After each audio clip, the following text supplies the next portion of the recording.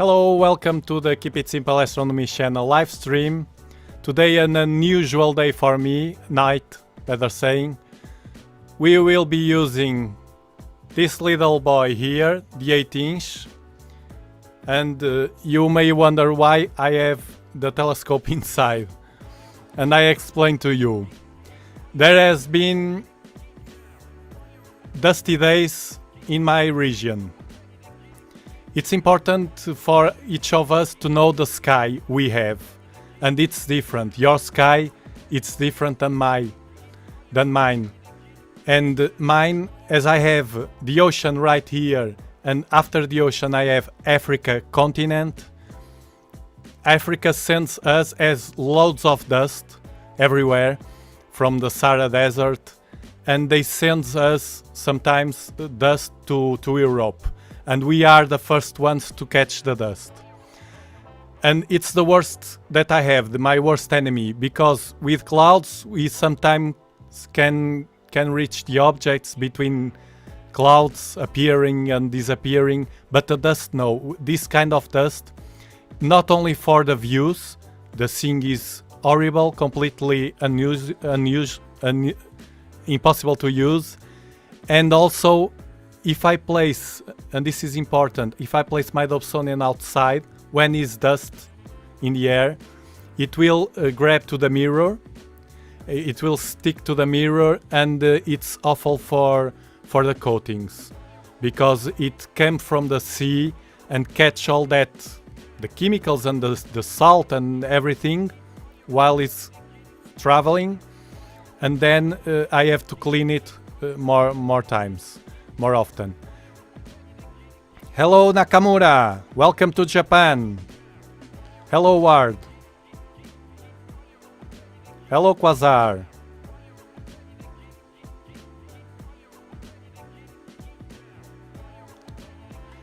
So, what I have planned was, because today I got many wind, lots of wind, and it was strong wind during the day, and the wind blow up all the dust. So I think now, from now, these days, after today, I will be without dust, more and more without dust. I still have some dust, but the wind was so strong that make the dust go away. And I thought, well, the sky is clear, or almost, and but I have the wind, a problem with the wind. When I have problems with the wind, as I have the 12-inch Dobsonian and this 8-inch Dobsonian that we are going to use today, I prefer to use the 8-inch because it's more stable. The 12-inch is so big that with just a bit of wind it shakes and messes with the session. And usually the 8-inch is smaller and it's much easier. It's an advantage of a smaller telescope as an 8-inch. So I decided to place it inside. I opened the door here, and I was going to emulate a city, a urban session from someone, maybe you, I don't know, that but many people have that situation without a balcony or outside a backyard, and they wonder, should I buy a Dobsonian telescope? Why, if I just have a window to watch? And I was going to show you, because I did it before, how to use from inside to a window, from your window, and overcoming the problems it has, because the air currents will affect the image. I was going to show you, and maybe we will have that, because 5 minutes before the live stream I noticed that the wind stopped, almost stopped. So what I'm going to do is to place the Dobsonian that's here outside, because I had no time, the stream was almost beginning. I will place the Dobsonian outside. It's quickly a simple and quickly thing to do. For the people that don't know the Dobsonian, we'll have now the demonstration how to move a Dobsonian outside. It's so easy without all that stuff and cables and everything a refractor, for example, has for imaging. And I will use this, as I said before in other live streams, it will be my beginner setup, which means I will use the cheaper things I have to have a decent setup for all the beginners that want or wonder to enter in EAA and astrophotography with and visual, of course, with a Dobsonian telescope. Many people insist that the Dobsonian is not for imaging, but I'm against that way of thinking because as you been seeing, I do loads of imaging with the Dobsonian and with loads of happiness and simplicity and also visual. I will use this camera.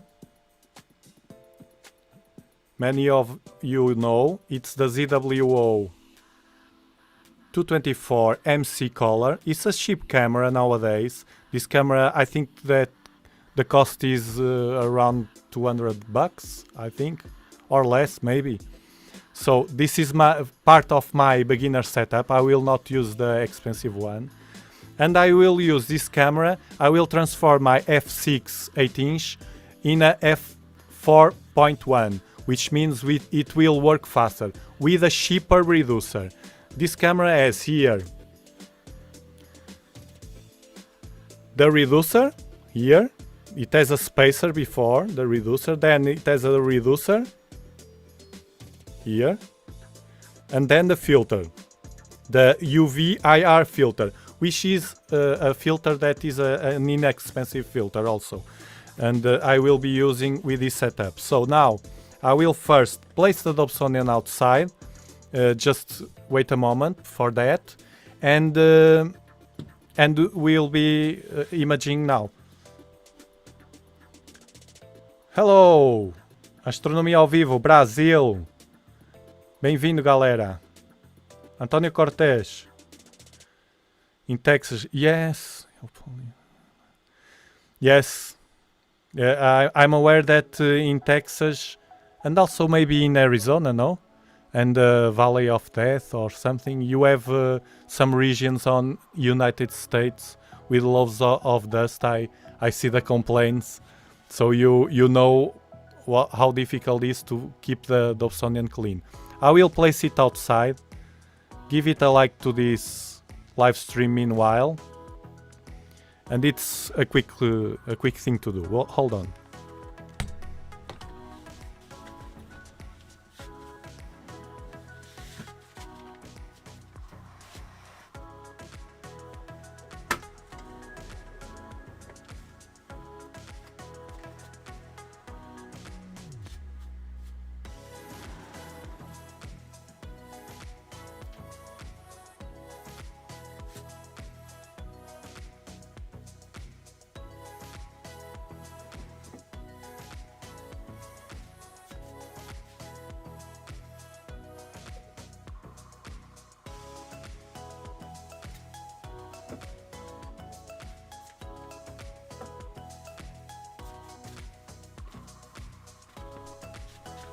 For the ones that don't know, I have marks on the floor for the equatorial platform to allow me to have always polar aligned, more or less. We don't need to be perfect in that.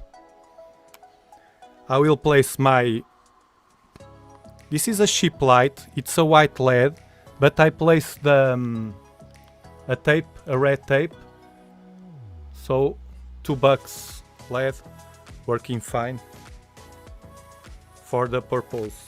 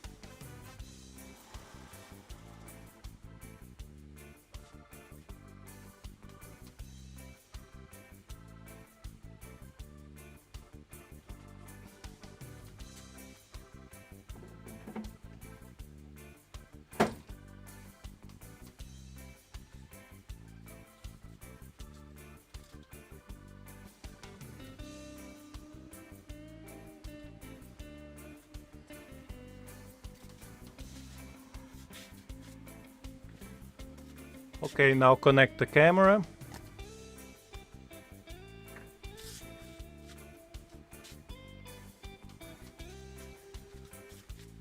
For the ones that don't know, I have a mark here on the camera to know how to position the camera in the focuser in a way that when I move left and right and up and down, the camera goes to the same direction.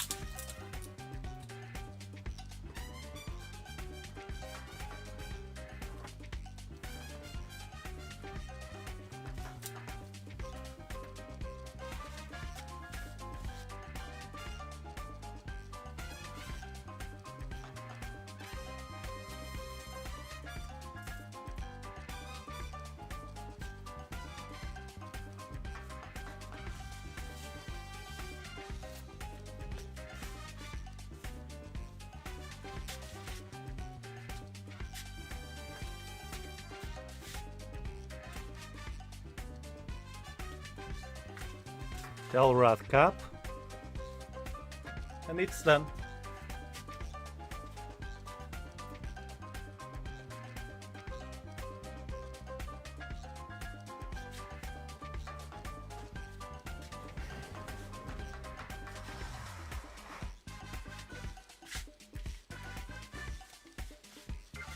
Alexa, enciende Studio.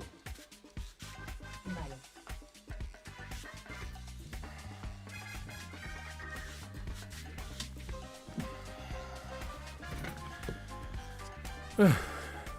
So you can see that it was super fast to place a Dobsonian telescope outside. Now, I pointed more or less. I will point now better to the Ring Nebula, because it's on site. Serbia. Hello, Mladenovic. Now, let's open SharpCap. And I'm hoping you're having a great weekend, of course.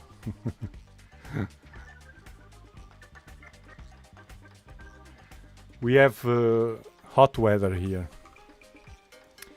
Now, SharpCap. I'll place here for you to see. Hot weather. Okay. Sequencer. I will open now another sequence. It's the 224 I have here. Start 224 MC. It's connected. Oh. What's happening here? Okay. Now, I will try a new feature here in SharpCap that I think it will benefit us. I will explain in a moment. I will have to focus, so first I have to point to the star. Hold on.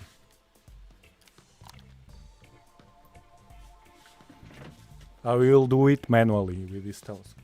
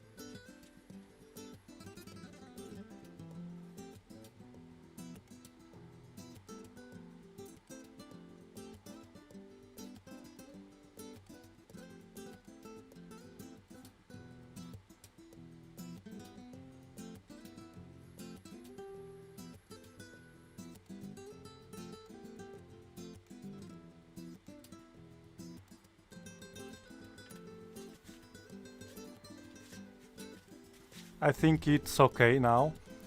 It's much harder with a 224, a small sensor. Now I will point to the ring nebula. The wind is coming a bit, that's why you see the stars moving.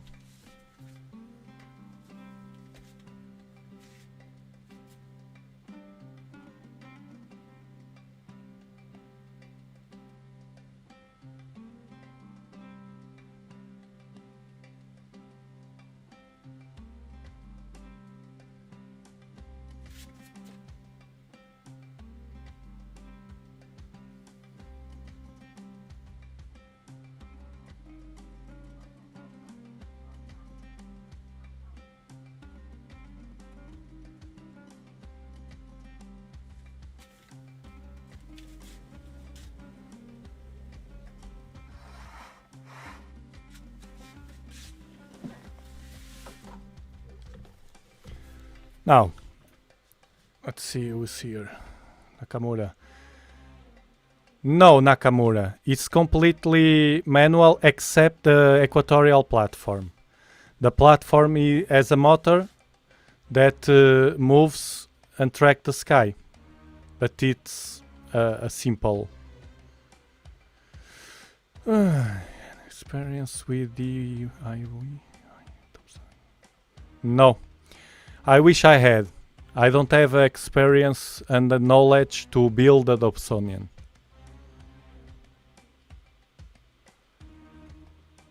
Hello Edward, welcome again. Now, as you can see, it's windy and it's a small sensor. It's much harder to work with. With the ZWO 294 that I usually use, it will be already the ring already here. But we can use the free push-to system that I have to help us, and that's what I'm going to do. So this is for beginners. I have a system, a push-to system, which is free for everybody.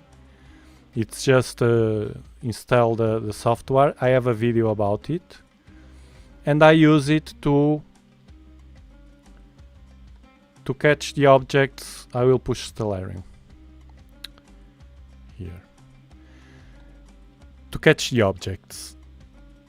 Now the ring, it's in Lyra here.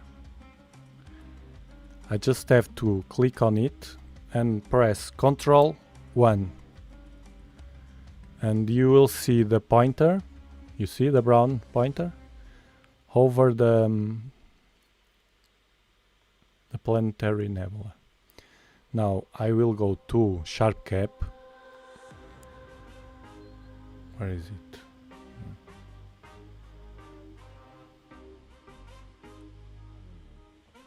And I will click here.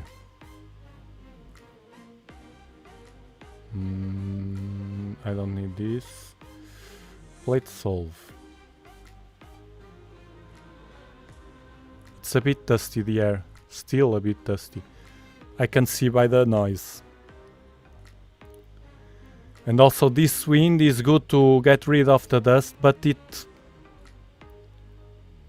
impacts the atmosphere. Create turbulence. And let's see if it plays solve. Look how it's moving. It will be hard today with the ZW224, but I want to use the beginner setup.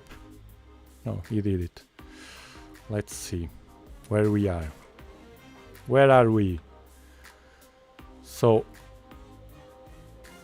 we are below.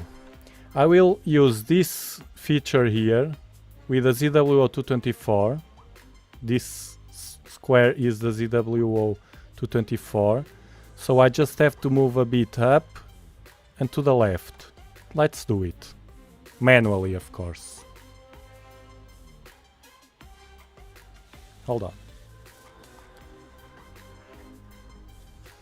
I will use the trick here of the mini histogram. Oof. Decrease the noise a bit.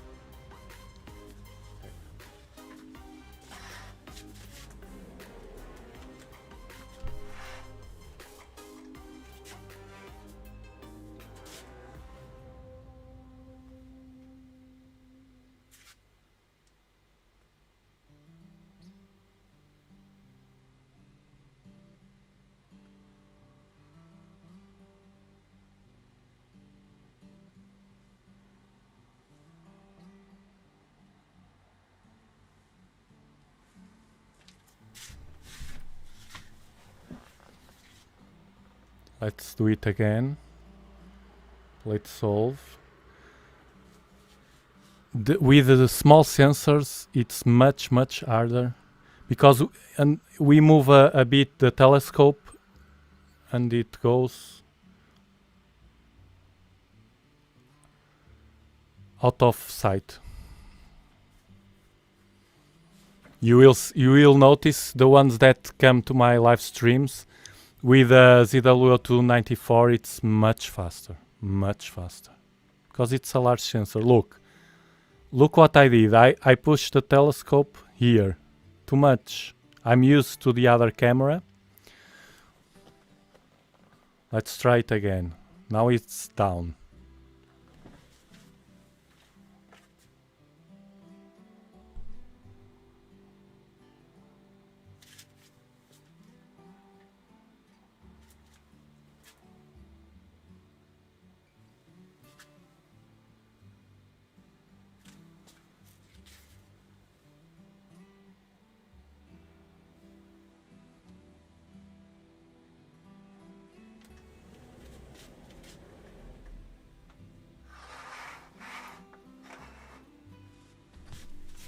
I take it. And also the telescope didn't cool down. Now, let's live stack this. So I have 4 seconds, temperature 29, maybe. Let's see if we can do something with 4 seconds. Ooh, the stars. Clear to reset. Oh, now it's better. The stars with the 224 will be always much larger. So I don't use, yes, I'm using the filter. Full width half maximum at 6 here. Which means, for beginners, every frame that has a star larger than 6, because it's shaking, will be rejected. Like this one, this red one. But what I'm seeing is that the stars still get bad. So I will decrease from 6 to 5. And let's see what happens. It will reject all below 5. And I will reset the live stream, so I can get a cleaner image. The first frame is okay, and you see 3 bars, 4, all below 5. 5 is the width of the star, the stars. More or less that. Now go to the histogram. We have the colors all messed. You see this green is the noise from the seeing. I click on the color auto stretch and it cleans a bit, and then I click on the auto stretch here and it gives a better image. Now I want to try a new feature that was not working very well, and I said that in previous live streams, so I give up from that feature. It's a simple feature here we have, which is but now Robin, I think it solved the problem, and I will try it. It's here, remove, background subtraction, here below. In this menu where you have, I will show you, because the people that use SharpCap, this may be important. Hold on. I think Robin, at least he said that now is solved, blah blah blah. Let's see, and I will give it a try again. In the right menu where you have pre-processing, it's the box where you use the darks. You subtract the darks. You see, I always use this. Is very important, especially for these cameras that have amp glow. There's a lot of hype with 3 new cameras from ZWO because they don't have amp glow. And I use the darks.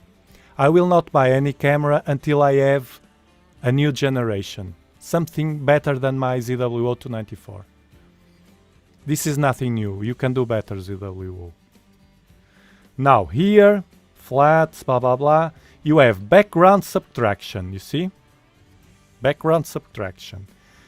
And you have different features. I will try the one that I want to try. It's gradient removal.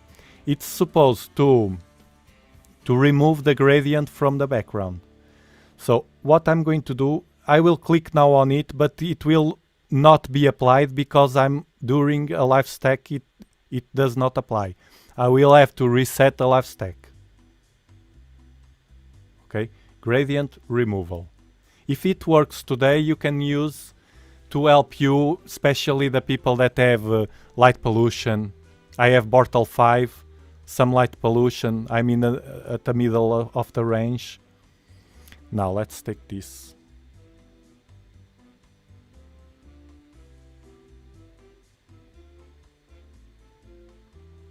Out of here. This was supposed to work. Okay. Let's see what we can do first. And then we compare if the gradient removal is good or no. Look, the blue. I will low here at the right, at the bottom right. To align these, we want to align these waves always. These ones here. It's what we do during the live stacks. Basically, it's the problem the gradient removal tool had was that if I select the gradient removal tool, it will mess with the histogram. This was all over the place.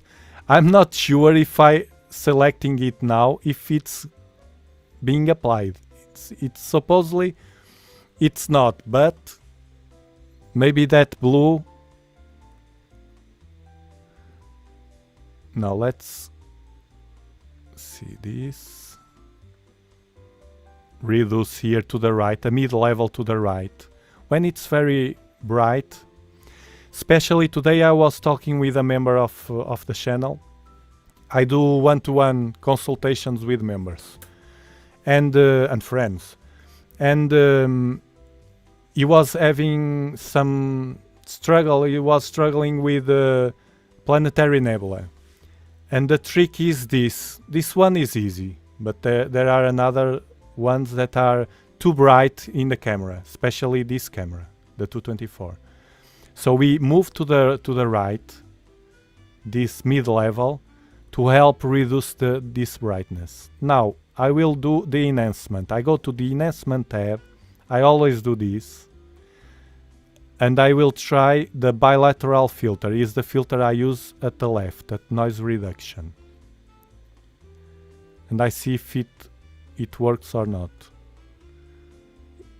Let's take it off. It's almost the same.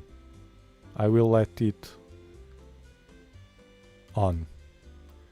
The unsharp mask here, it will transform and turn it too bright, I think. Well, it's good. You see, without the unsharp mask, I will zoom it. Control and the mouse wheel to zoom it. See? Now let's try with unsharp mask, without unsharp mask. Yes, it stays well with unsharp mask. It turns everything a bit brighter and sharper. Now let's see the chat.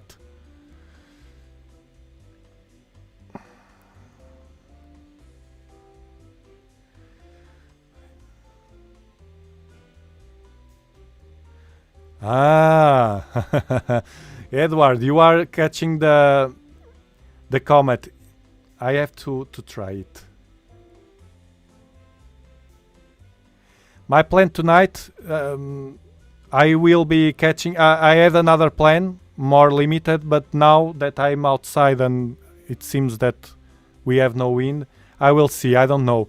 We have a comet near, could be that, near of Yukush, I think, below. Let's see in Stellarium. Let me check the live stack if it's doing fine. more or less. It's mostly green. Histogram, it's not very well. Well, I will reset this. I will adjust the colors to take a snapshot because this is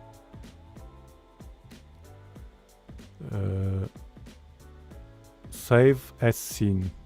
Save exactly as seen. It's taking a snapshot. It's cutting here because of the drift. This auto feature is not working.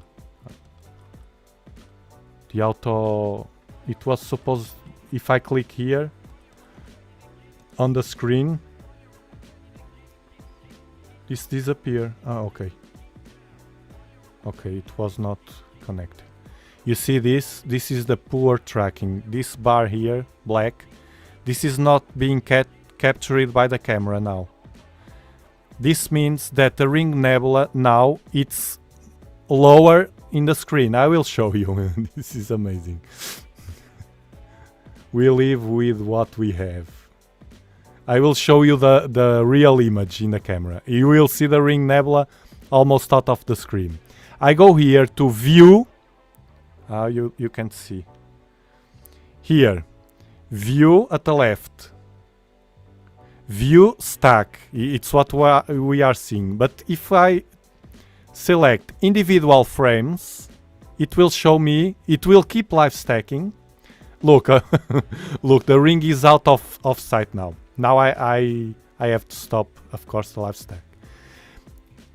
Selecting individual frames, you can manage, you can control where the object is running away easily.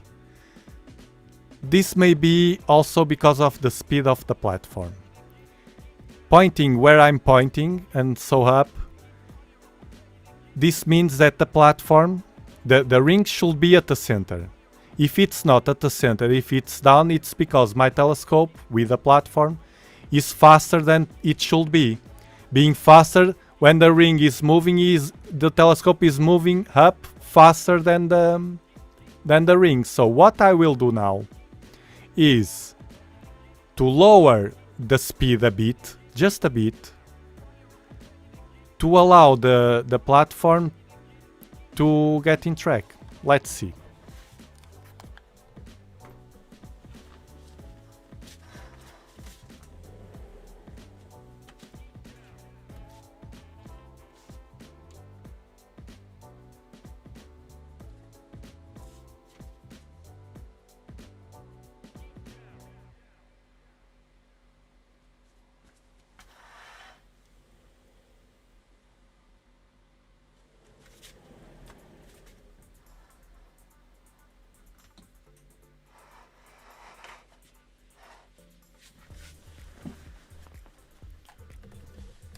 This is an art setup. Another thing, it's the position of these new telescopes, with these new bearing, altitude bearings, make that it's a bit tricky to keep them fixed, completely fixed. On the, I prefer the old system with the springs. So what happens is, if I don't tight well, it tends to move. Now I think I'm watching the ring in real time and I think it's more stable. Now we will live stack again because I want to try the gradient. And now it's selected. This live stack keeps going. Okay. I go to the sequencer and I choose again, I choose the 224 4 seconds. Okay, let's see. I have to select here the view again to stack, and this is the stack. Clear, because I don't like the stars. I want at least decent ones that like these ones. Now the color, and let's see the gradient how it works. Maybe good. If the histogram keeps stable, let's see how it works. The gradient removal. Now, move a bit. This noise is perfectly normal, especially with this camera. Let me see the temperature of the camera. This one I have no... Oh, it's not too hot. 23.8. It's okay.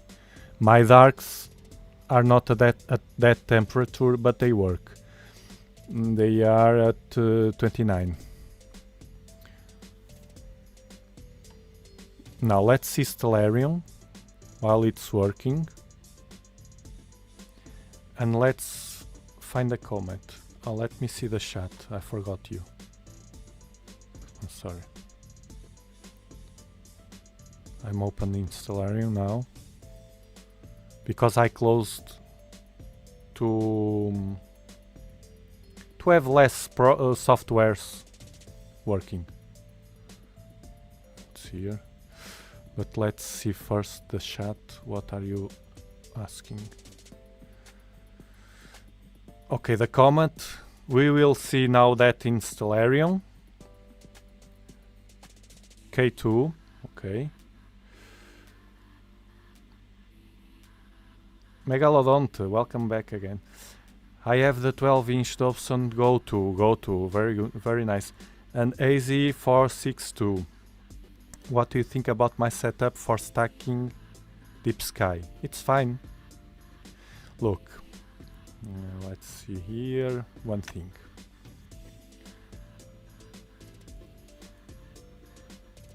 CWO.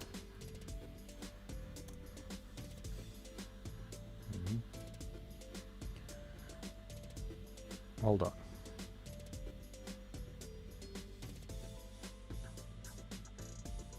I will open the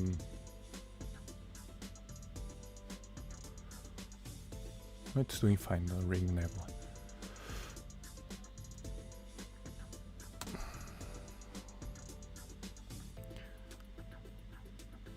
.462. Let's see the pixel size, and now we have another thing that is interesting to see. Let's see the pixel size first. That's important. While it's stacking. Where is it?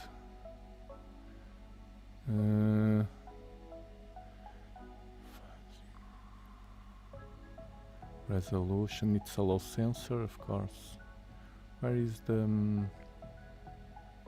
2.9. It's a small size. Now, let's see one thing. 2.9. Let's open my Excel worksheet where I make the calculations for the image scale. I will make that for you. If any of you in my live streams want to know if the camera match... Hold on.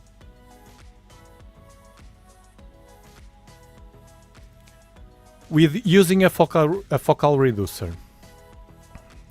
But I don't know the distance of your camera, of your... it's easy to know. Let's see.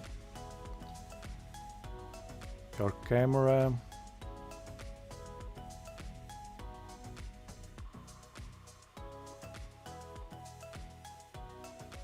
Your camera is...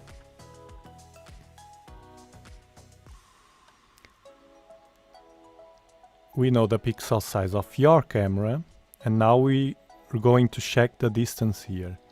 So the distance from the sensor until the flange of your camera, the 462, is exactly 7.5. Okay. And 2 point pixel, 2.9. Is it 2.9? No, I forgot. 2.9. It's here below. Okay. So now I will tell you with this information. I will tell you for your camera and your telescope. So let's see the focal reducer 7.5. If you want to use a focal reducer, I suppose it's f5, your 12-inch.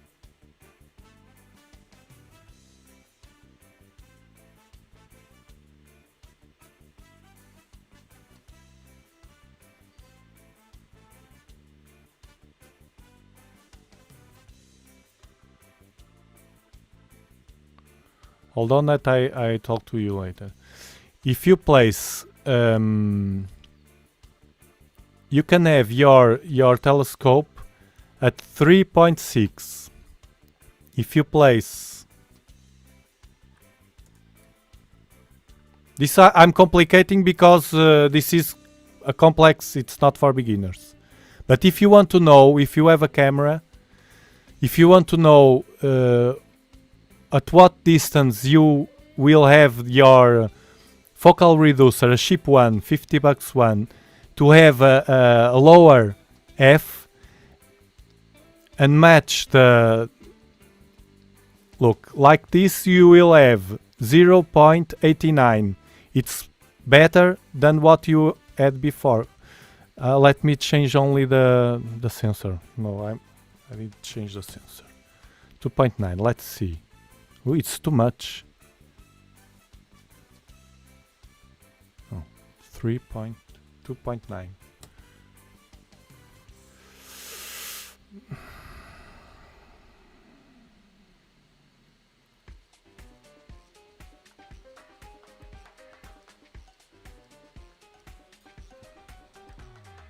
Let's see one thing.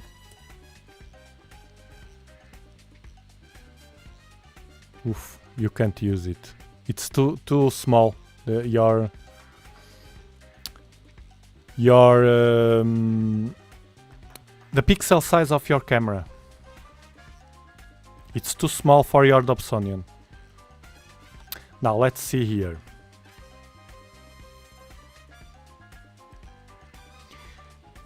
Yes, Edward. I also used the background subtraction, and it did work. Robin, what changed? It was in the gradient removal. It's what I'm using now. I'm not sure if it's working. I will take a snapshot because this is getting worse. But it's working fine. At least the histogram is working. It's not all over the place. I think it worked. At least I know it worked. And then I will compare the image. Save exactly as seen. Now it's ignoring because...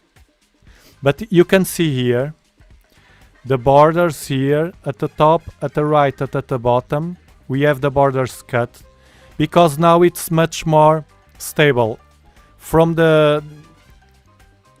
when I change the lower the speed of the platform, it's stabilized, and now the ring is more or less in frame. You will see the real image.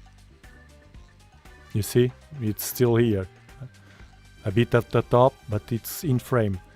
In the previous live stack, it was out of frame to the bottom. So the speed, this is for you to know that the speed is also important, sometimes with an equatorial platform, of course. Sometimes we think that we are not polar aligned, but it's the speed or the balance.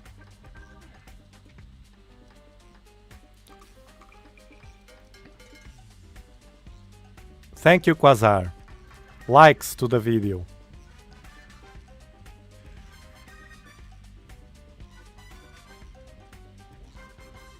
Of course, yes. Actually, it's Antonio. That camera is a very popular camera for EAA. But the same thing. They choose. They say that it has no amp glow and that things. But it has a smaller sensor. It's squared and it's smaller than the 294 that I have. when I bought the 294, I chose the 294 over the 533 for many reasons. One, it's the pixel size and to match things better, but also the size of the sensor. It's larger at the left and right. It's larger. So, and I don't have problems with amp glow, as you can see, because I use darks. You just have to use darks. It's running away, the ring nebula. Let's see where it is. Yes.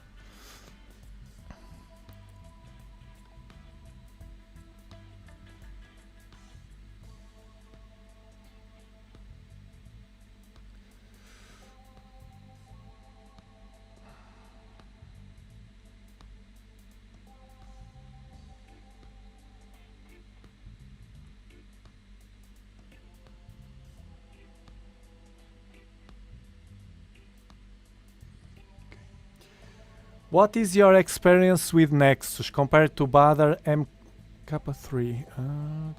I have, and I think, an operator's Nexus. What difference can you point out? This is important.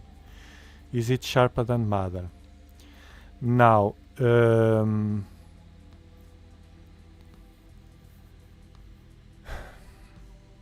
I prefer the Nexus only for one reason. Both have good optics. From my point of view, at least the results are very nice from both. The Nexus, as it is a focal reducer and a coma corrector,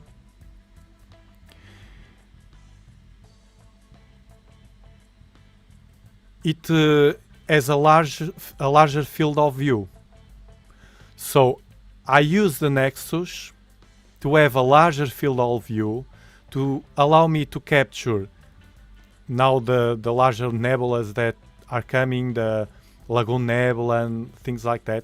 And it's very sharp, it's very good. They did a wonderful job, the Sterizona. The guys are good in optics. And using the region of interest here on live stacking, I can use the Nexus even for small nebulas like this one, the ring one. I did it before. I think I did the other day, the ring nebula with the region of interest, but as it is a focal reducer, it will lower the focal length of the Dobsonian. It will turn my 12-inch in much faster telescope, so we gather more light more quickly, and the image stays sharper. So that's the great advantage of the Nexus over the Badr. Now, if someone just wants a coma corrector, because to use the Nexus you have to have back focus, and usually my 12-inch Dobsonian is tuned, so I moved forward the mirror, I upgraded the focuser to a low profile focuser, and that allowed me to have back focus, and I can use any reducer, anything basically with my 12-inch. So you may have, or you may not have. For instance, my 8-inch Dobsonian that I'm using today, I can't use it with a Nexus without change things in the telescope, like moving the mirror up. At least that, moving the mirror. It's a simple thing to do. Just use the new knobs, and I have a video doing that. But the Badr coma corrector is a very nice coma corrector. For me, it's the best, and I explain you why. For me, the best is not only one characteristic. The price, the quality, the characteristic of not changing the focal length, like the Paracore that changes up, moves up, for instance.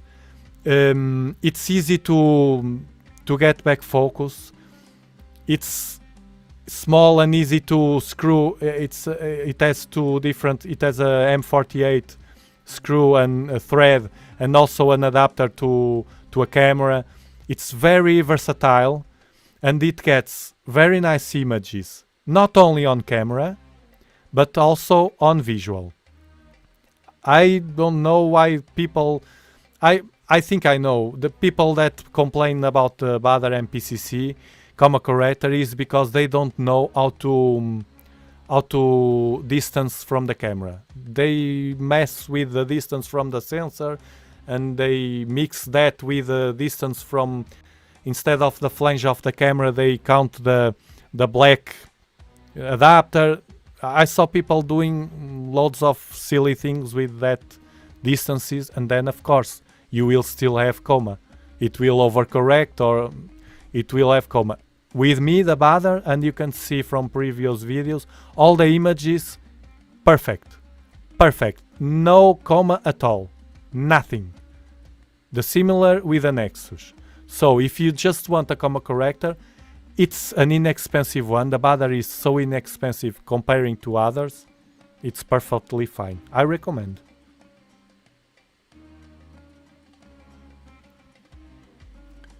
Now, let's see the Stellarium finally to see the comet, no? I think it's here, no?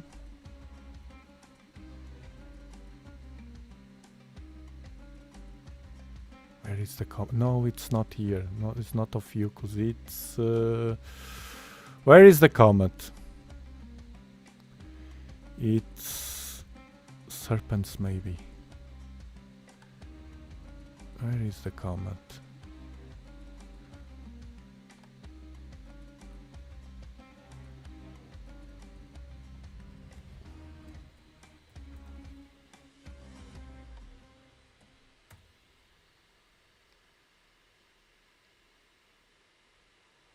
It's this one? No. She's out of sight. What's the name of the comet? Do you know?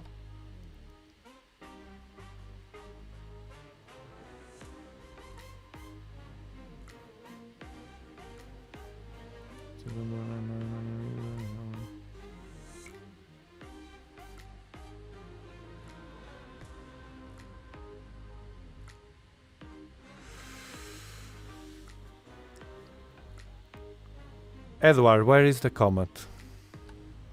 Should I go to Google?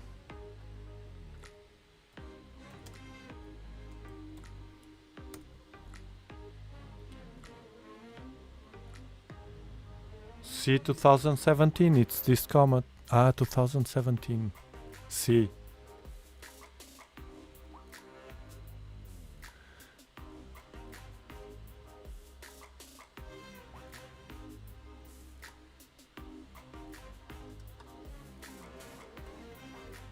Ah, PANSTARRS, is that comet? Yes, it's the same I was... Yes, it's Ophiuchus. I have it, I think I have it on favorites. Bookmarks. I like bookmarks. Silly me. No, I don't. I'll add it now. I will add it to the bookmarks. Let's try to catch it.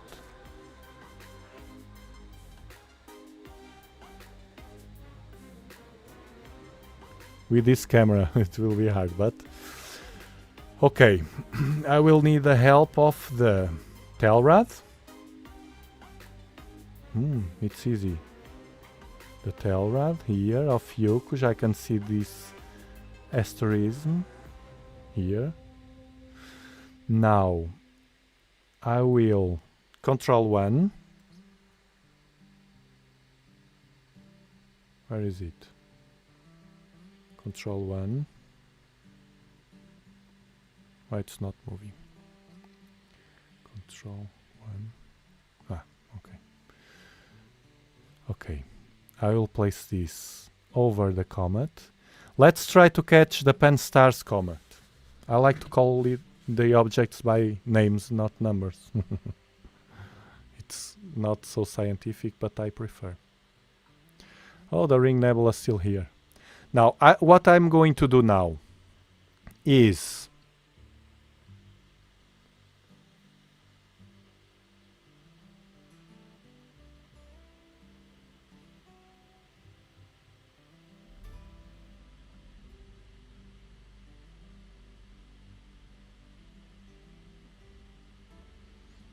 yes.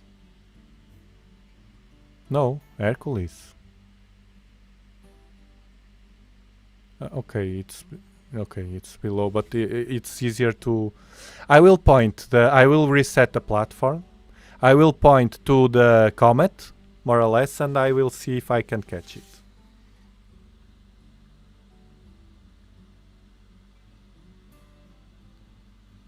Okay. Hold on.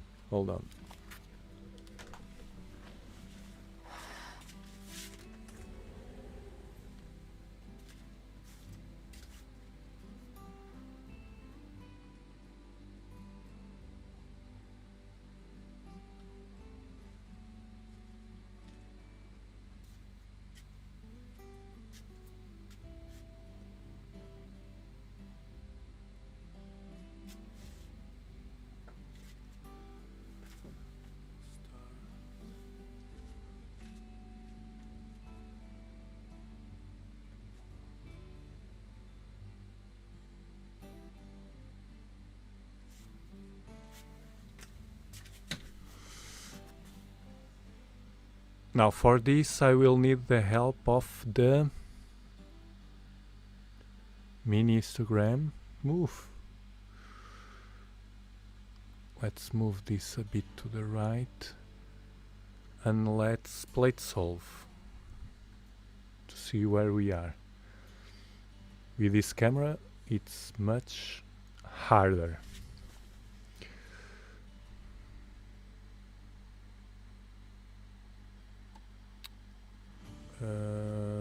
Okay, let me.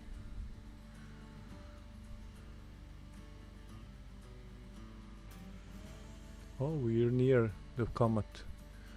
Let's see. I'm near the comet, a bit down. Let's move this.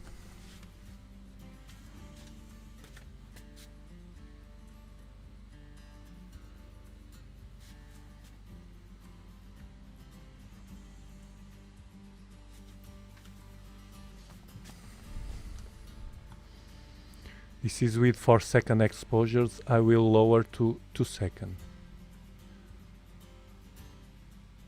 Now I don't know if I moved or not. I will plate solve again. Let's solve.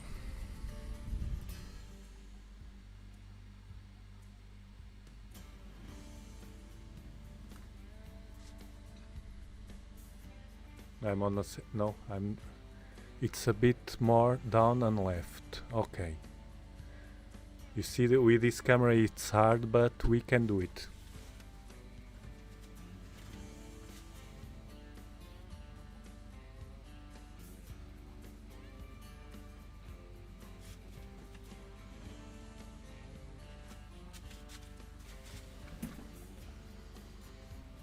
It's not here. Let's solve again.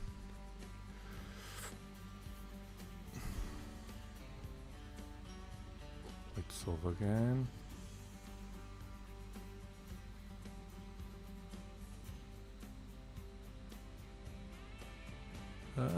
Almost there. A bit up and to the left. No? Yes. Up to the left.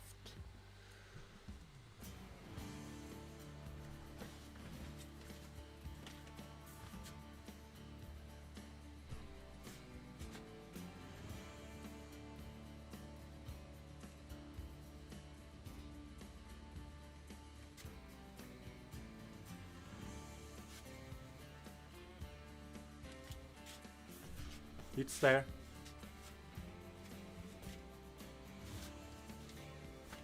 It's the comet.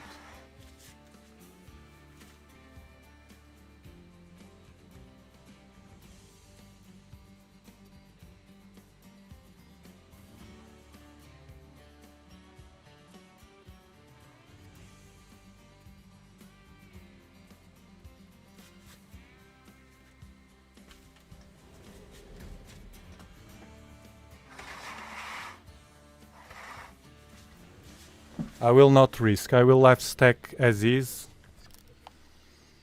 Because I move a bit the telescope, but this camera is too much. It's the COMET here. Let's try the live stack to see.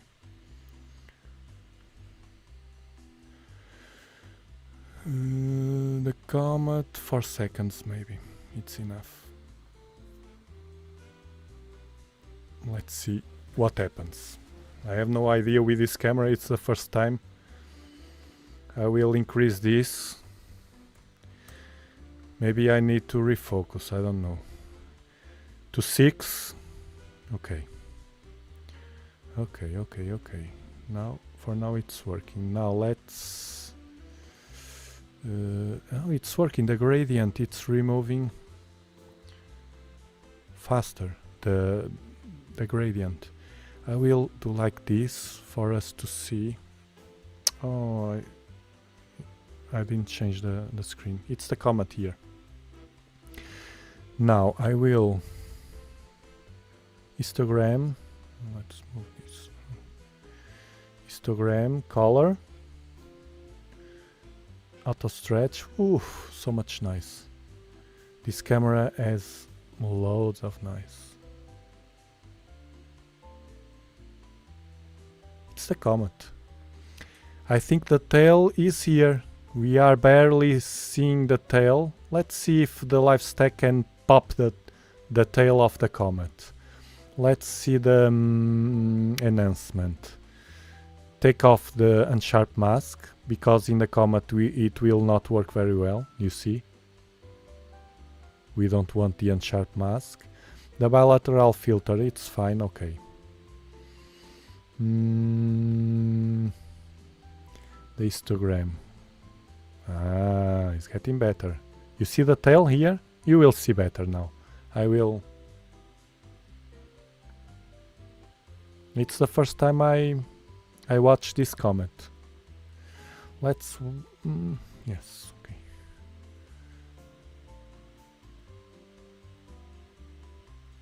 I think this COMET with the ZWO294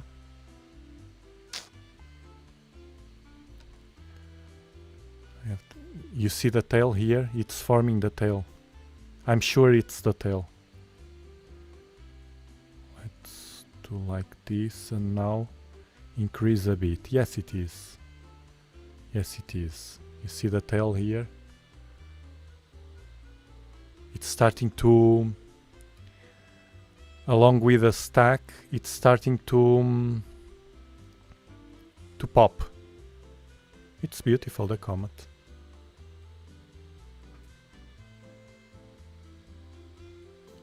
Ah, it moves quickly. Yes, you have experience. So I can't stay too much with this. And maybe I will save as seen and then we see. At least I have a snapshot already. Let's see with that trick to watch real time. It's still there. Maybe it moves with the platform, with my errors. If we get lucky, my errors will follow the COMET. Anyway, we will not stay too much with the COMET. The COMET. Let's increase a bit now. It's too noisy. Still too noisy. I'm not sure if the gradient removal... I will compare the Ring Nebula images to see if it worked fine. Let's see the color. The color is fine. Let's zoom here, the histogram. Because with the gradient removal, these waves get so tight. But it's fine. The histogram is fine. Just a bit less of green and it's okay. It's fine. And check the zoom. Yes, it's large. The glare here, or whatever it called. Yes, it is. Very nice.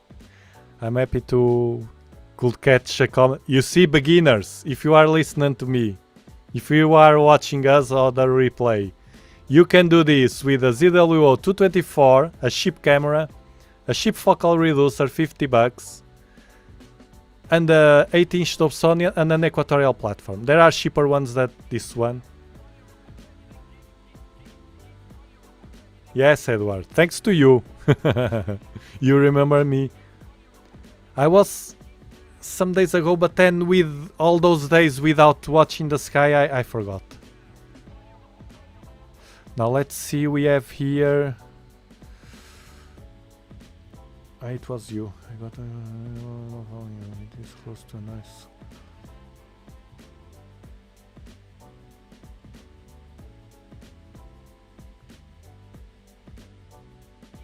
Yeah. 2M focal.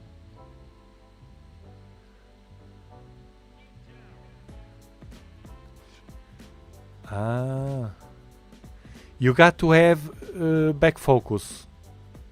In the video I have about the Nexus, you can, before you buying, you can check the measures. I explain how to check easily the measures if you see, for you to see if you have back focus. Now let's see.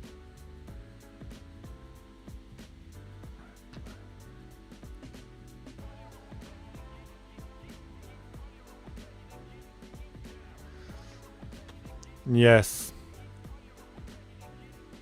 That's a problem. Megalodonte. But you have a solution. The cheaper one, but people usually have fear to do that, and it's so easy. If you want to, I have an old video about that. It's only you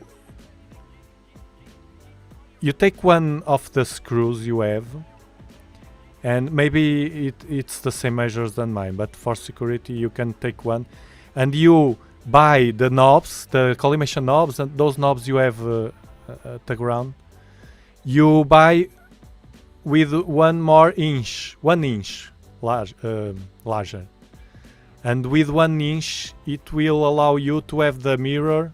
You don't have to take the mirror out to do this, but then you have also to buy the springs, to larger springs to fit that measure, and that's it. And you take the opportunity to buy those 3D printer screens, the color ones. I have a video about it. They are great. Look, I swear, I don't collimate almost never my Dobsonian telescopes, because I check the collimation. Not today, I forgot, but I usually use the concentrator to check, and it's perfect. I check, it's perfect, night after night. I only have to collimate when I bump the telescope by accident, but it's rare, and when I clean the mirrors, because sometimes I have to clean at least twice or 2 or 3 times a year. I clean because of that dew with dust from Africa. It's super easy to do mod. It's only to buy to replace all those knobs. There should be 6 knobs, and the springs, 3 springs, and it will be much better in holding collimation, and also it will allow you to use, of course, when you use, you need long focal eyepieces. You may have to use an extension or like, but an extension, everybody has an extension. Do that, or think, at least think in that. I'm not catching. There's some problem here. Let's see. Ooh, rejecting all the frames. I don't know what happened. Maybe, or the platform stopped already. Could be that. No. Or some problem. Let me watch the live. Or the wind. Usually in summer I go, not for the live streams. I will not do that because of the setup. But when I'm alone with my family, we go outside. I pick the laptop and the dob and go outside because it's so hot. No, it's there. I don't know. Focus. Look, it's out of focus. Something happened. No, it's okay. It should be the wind. Yes, it moved. It moved, the comet.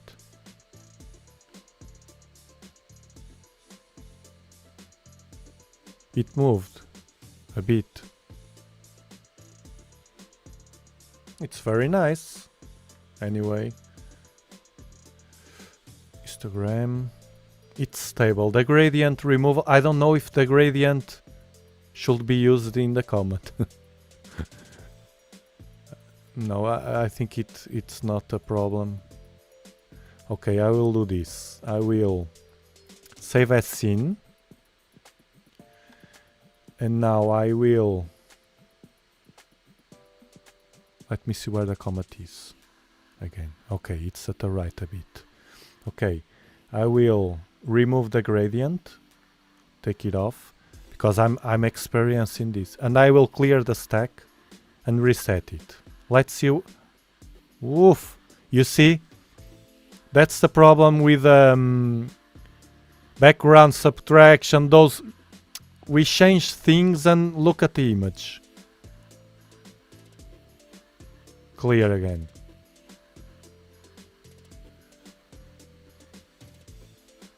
Something happened here. I will reset. I will start the new live stack to see. You see problems.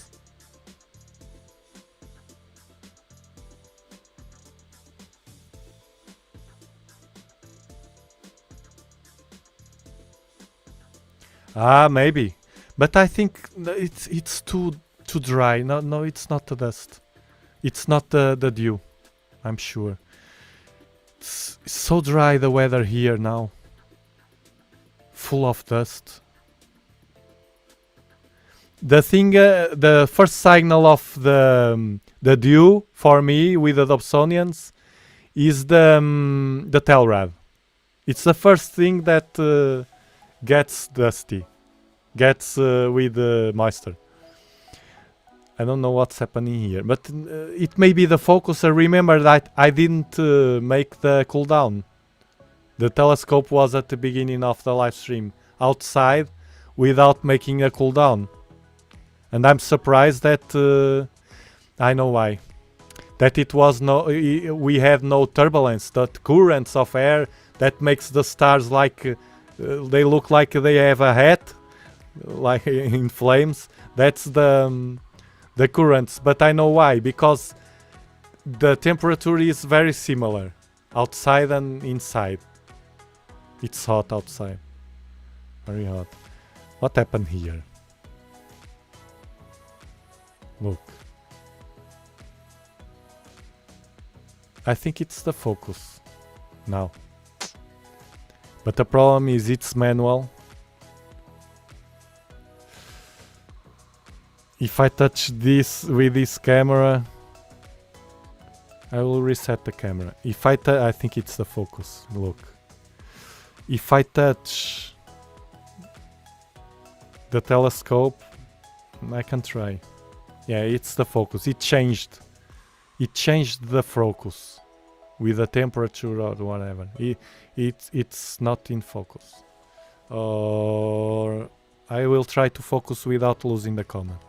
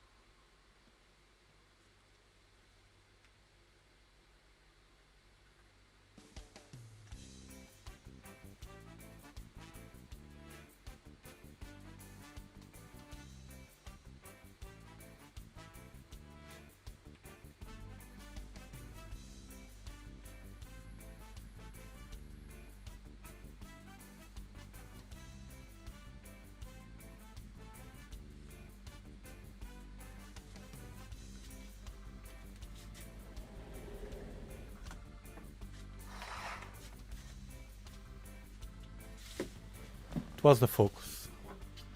It's the weather. It was the focus. I have to move a bit.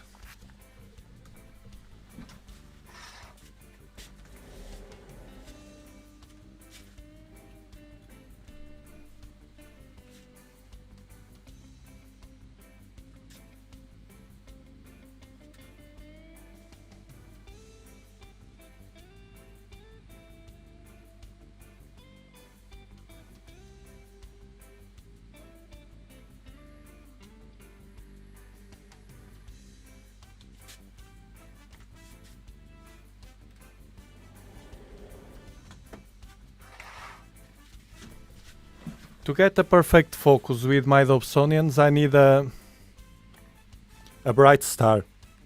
But I don't want to lose the comet, so I think it's fair enough. Let's now, without the gradient removal, okay, let's see the difference.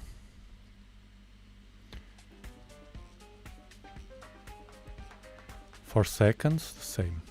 Let's see if it's worth it.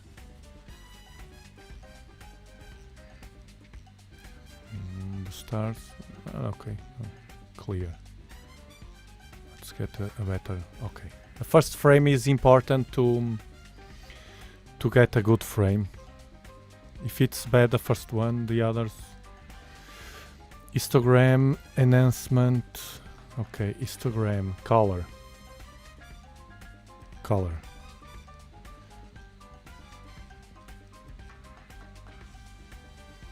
I feel that like I'm doing the auto stretch and it will be, of course. Robin.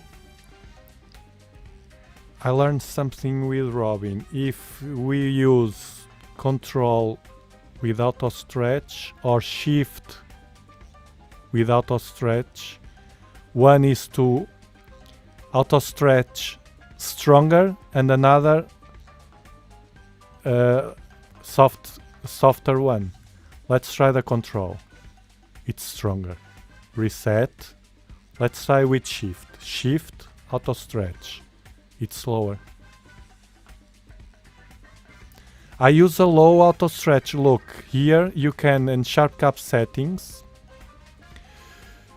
Where is it?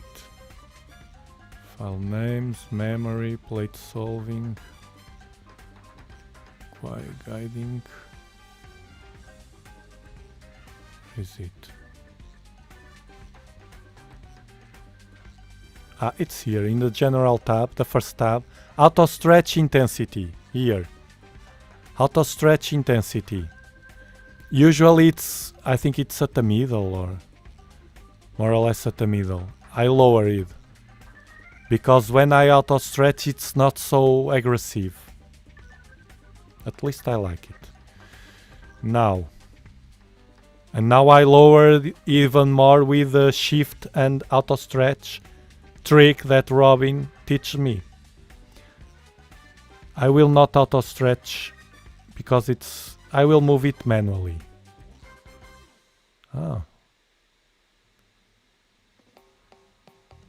You know what? I think without the gradient removal it works better. At least with my setup. I don't know, I will compare it.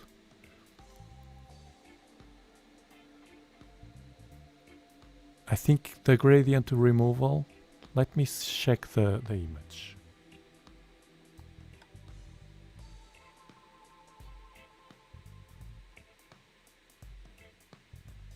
The last one of the comet.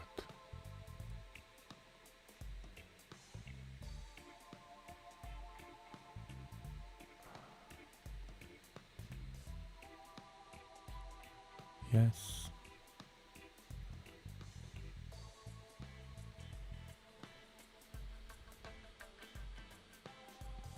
Yes, I think it's better without a gradient removal. This one at the left. The other one was our previous live stack.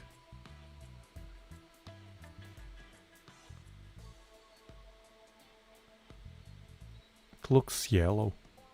This one looks... And...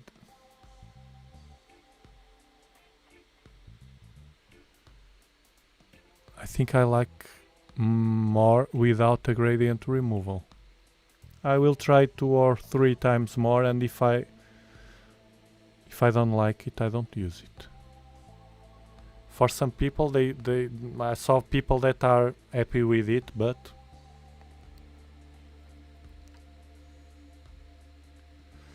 you may also live calibrate, subtract darks and flats. That does hell of... Yes, I don't use the flats because I'm lazy to do that.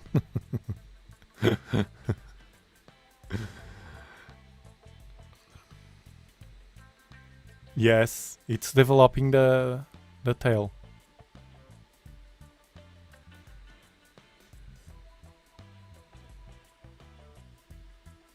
I like it. Let's see the histogram again. See if we can... Yes, definitively I prefer this comet, at least the comet I prefer. Look now. Wow, look at this. I'm pushing the histogram. Loads of noise. Look at the tail. Yes, I prefer so bright.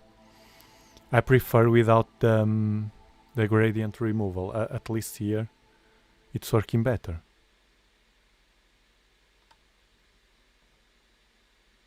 I will save it.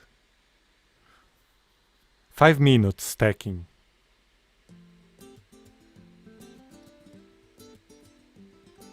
Yes, inner comma. I understood. Inner comma.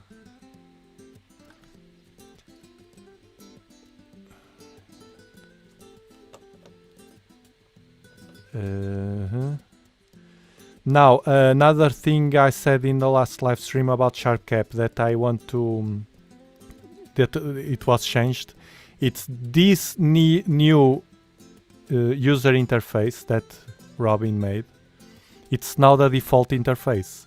In the previous live stream I said to you that you have to go to the settings to check here. Use new interface. Now it's unchecked. Another sentence is use old user interface for compatibility. If you don't, for some reason your hardware can't manage the new user interface, you can... This is a galaxy here. This is a galaxy. Look. An 8-inch with a focal reducer working faster. It's now at 4.1 f4.1. It's faster than 6, the native. What's this? Okay, it's a galaxy here. Let me check in Stellarium.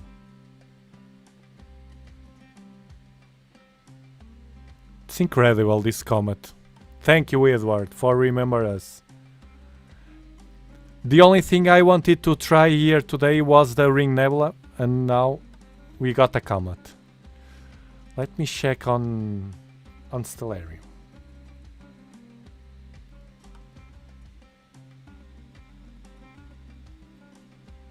Yes, you see?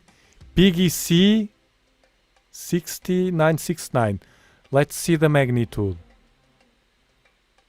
1426. Amazing. You see? Beginners. If you want to buy a Dobsonian telescope, an 8-inch, and you place a focal reducer, even like that, you have a almost 15 magnitude galaxy that you can see. This is the power of the 8-inch Dobsonian. Now tell me if a Dobsonian is not good for astrophotography, is not good for imaging, it's not good for EAA.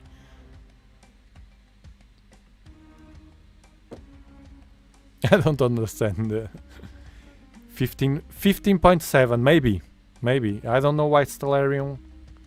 Maybe it's because my location, or I don't know if they change. Here I have 1426, or maybe the scale, the way that I choose the measure, I don't know. Well, I have to take quickly a save as scene, a snapshot, to keep the comet. Now the galaxy here, a tiny galaxy with a comet, incredible. I love the Dobsonian telescope. This is incredible. Look at the comet. Look at the tail. Look at this. Okay, it's noisy, but then maybe with a topaz denoise. Let me see. With a topaz denoise, what does, if it blows the comet or not? I never use the topaz denoise with a comet. Let's use it. Who knows?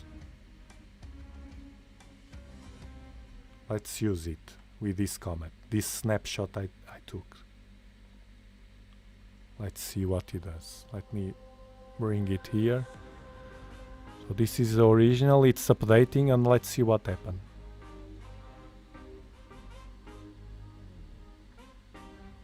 It works. Without, with. Without, with.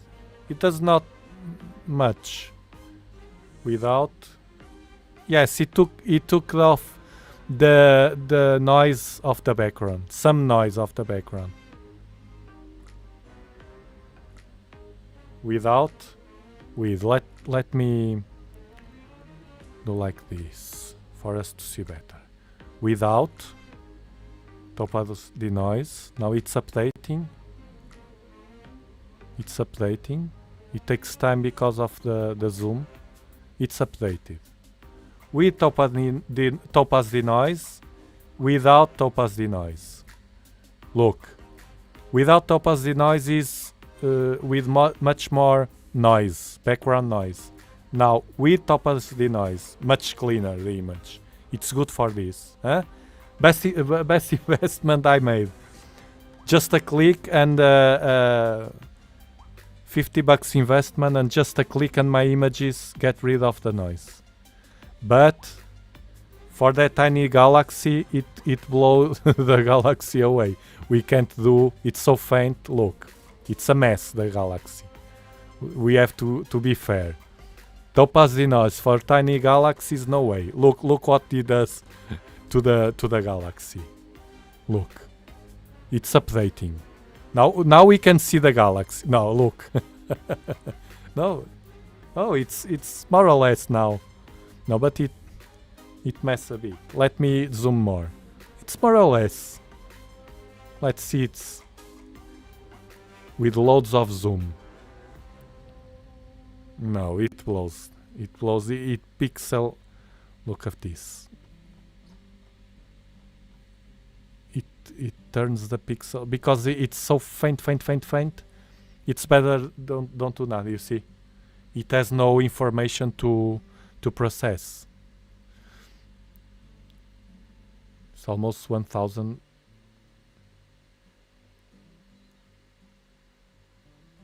Beautiful comet. Very nice. I'm very happy for you to get here, Edward, and remember us to watch the comet.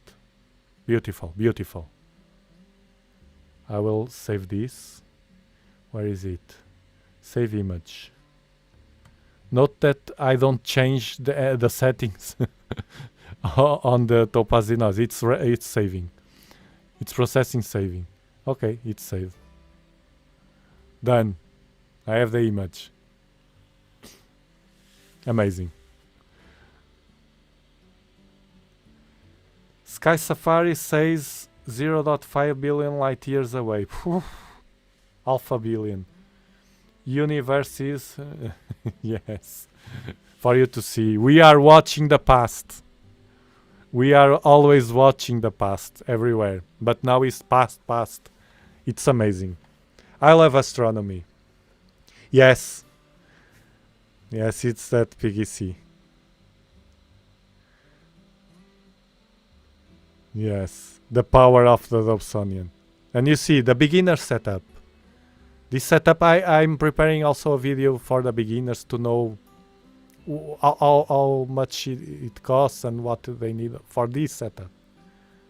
It's not a beginner, but it's if a beginner can buy an 8-inch Dobsonian, an equatorial platform, or an 8-inch Dobsonian, go to one or the other. And a ZW224 is cheap, and don't even need a focal reducer. Look how it's messing now the image. The Comet it's out of frame, of course. Let's see. Yes, it's here, the Comet now. The stack, it's all messed up. It's a poor tracking, but we don't need more. We had already plenty of minutes.